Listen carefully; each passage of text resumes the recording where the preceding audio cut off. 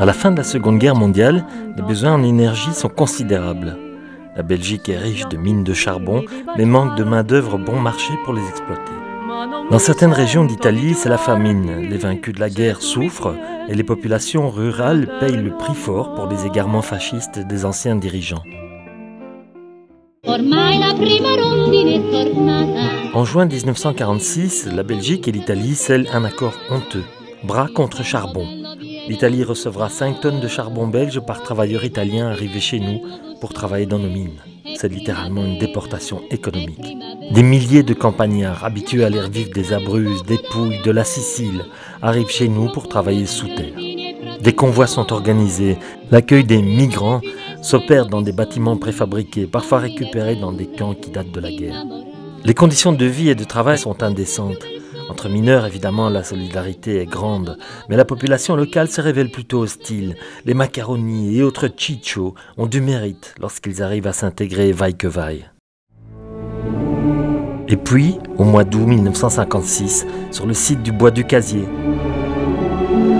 Quello che si può ricordare è che quando è successo quello era che aveva caricato i vagoni, come prima aveva detto. Dopo che mi sono spostato, l'altro amico che lavorava con me è rimasto là, ha avuto la telefonata, io non lo so.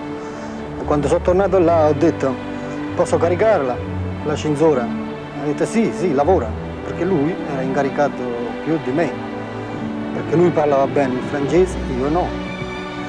E dopo appena ha messo il vagone dentro, non è andato regolato, dopo che visto che l'avete partita, subito, un secondo, un attimo dopo, e ho visto che scendeva fumo, fiamme.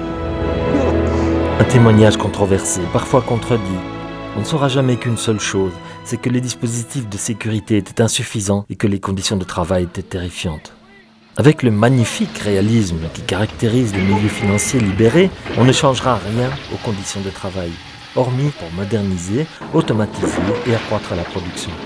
La Belgique établira d'autres accords, notamment avec la Turquie, la Pologne et le Maroc, pour continuer à bénéficier de main-d'œuvre bon marché.